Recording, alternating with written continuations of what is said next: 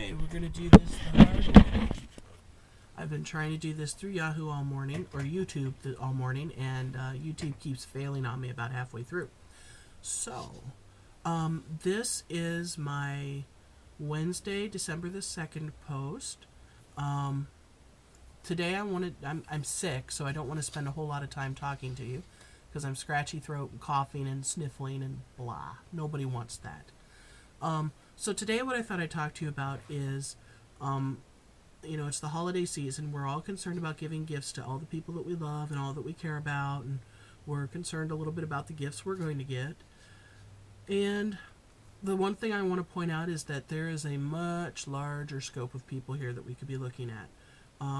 So this is my list of 25 holiday gifts that we can give to others. These are the kind of gifts that make a much larger impact, a bigger ripple in the worldwide scene, rather than just what we get or put in other people's stockings. So here's my 25 holiday gifts for other people.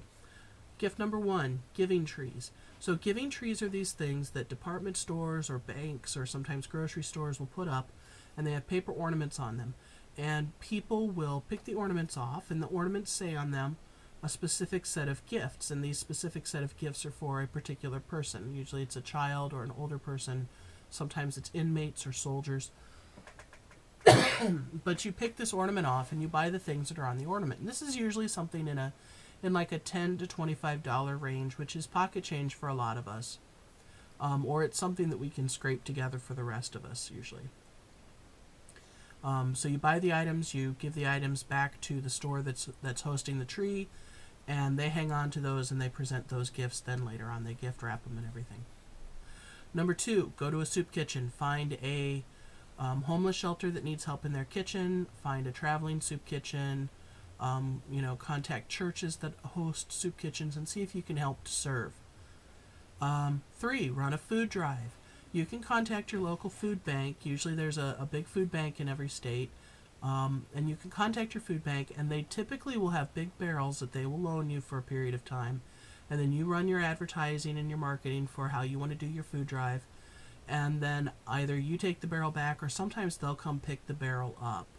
And then they make sure that food gets distributed within their bank system. 4, you could play Santa.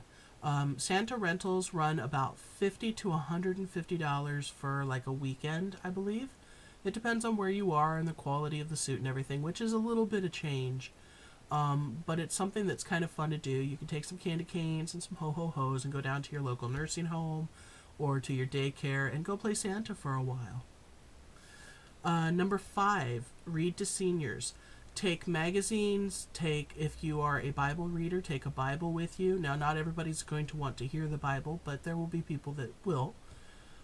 Take current books, take newspapers, take holiday books, and go read to your seniors. Most of them still enjoy the idea of reading. They just don't have eyesight for it anymore. And this will allow you to kind of give them some one-on-one personal time, but also allow them to expand their worldview a little bit too.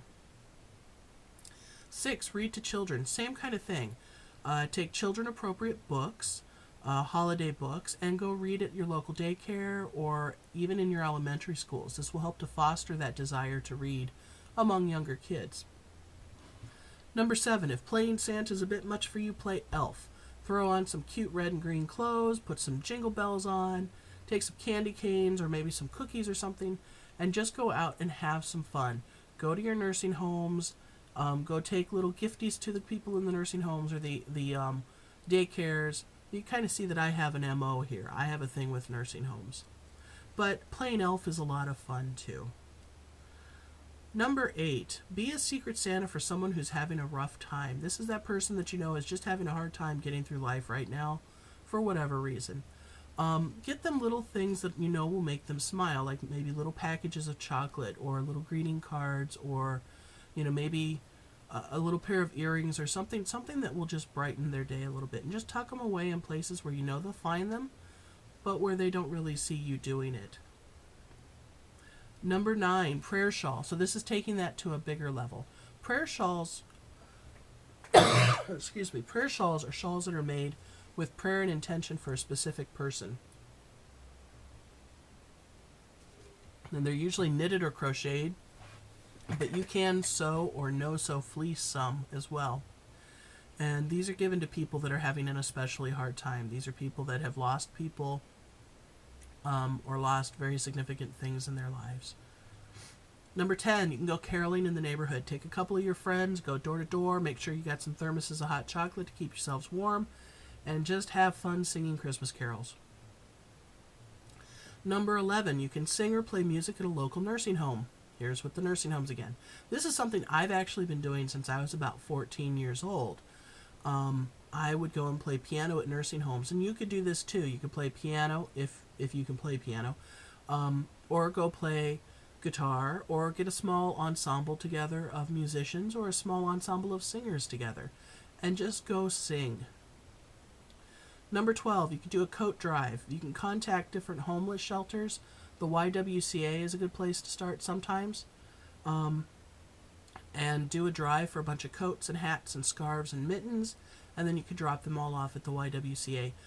Sometimes battered women's shelters have that too. Like in Madison, we have DIAS, which is Domestic Abuse Intervention Services. And this is a services for women who've had to leave abusive relationships, and I believe that you can donate things through them as well. 13, ring the bells. Ring the bells, ring the bells. Everybody knows Salvation Army bell ringers. They hear them, that drives them nuts. They start way too early and go way too late. But Salvation Army is one of those organizations that's out there doing good things for a lot of people. They're raising money. Yes, some of it does go to administration. Maybe a lot of it goes to administration. However, there is still money that's going out there and helping people who really need it. Between them and United Way, I don't know if there's bigger organizations really. So go out, ring the bells. Salvation Army always needs bell ringers. You can contact them online. You can find locations near you that need bell ringers. Go out there and spend an hour or two ringing the bells during the season. Number 14, make cookies for your neighbors. They will love you forever. Trust me, I know this one. Number 15, and this is one that's close to me as well. Buy local. Buy from your small shop owners. That is the best Christmas present you can give to these people who own small businesses. All those little shops that you always thought were kind of neat and weird and quirky and that you missed when they were gone, they need you. Those kinds of people need you to come and shop during the holiday season from them. Number 16, adopt a family. Now this you can do with your church or your work or your social group. Find a family that you know is having a really hard time making ends meet right now. Get your group of people together. Find a way to put together a decent dinner, maybe a date night for mom and dad, maybe a couple of toys for the kids, warm clothes if they need it. You don't have to go all out. Any little thing would actually be appreciated by most of these families. Number 17, donate to a charity or ask others to donate to a charity in your name. Now you can choose your charity for this. Do your research. I know a lot of people would rather donate to places that, to charities that have a lower admin cost, and that's perfectly fine. But you can research charities and see how much of the money that is spent, per dollar, what's the percentage that goes towards admin and how much goes to the actual cause. 18, volunteer at a pet shelter or humane society. Most pet shelters and humane societies need dog walkers, kitten cuddlers, poop scoopers, kennel cleaners, and maybe some bookwork and just some other, random little round-the-shop kinds of things.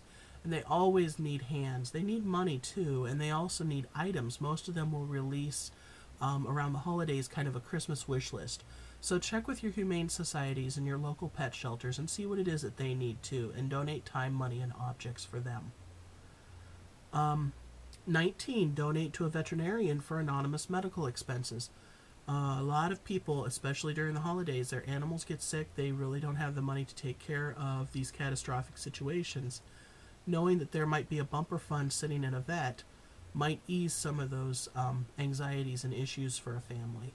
So talk with your local vets and see if they have anything like that where you can maybe donate to a scholarship fund. Not really a scholarship because there's no scholarship, but like a bumper fund for families who might need it. Number 20, collect essential toiletries for homeless shelters. They always need toothpaste and deodorant and toothbrushes and combs and nail clippers, like manicure kits, just the basic essentials that we take for granted: soap and shampoo, chocolate bars, protein bars. Excuse me. Find out what your local shelters are willing to take in, and go to the travel section at, say, Walmart or Walgreens. The items are $1 a piece.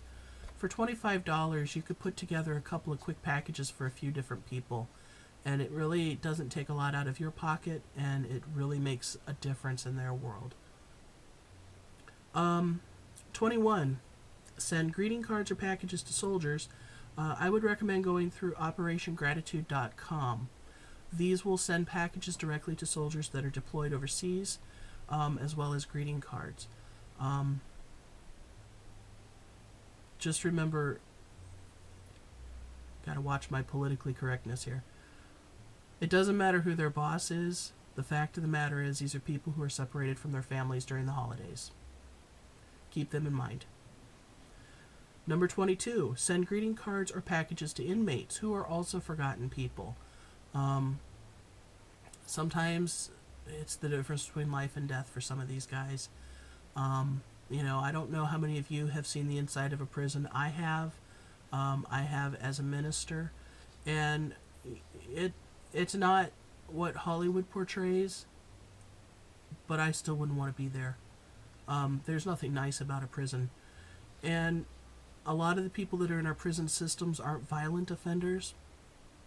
A lot of them could use a Christmas card.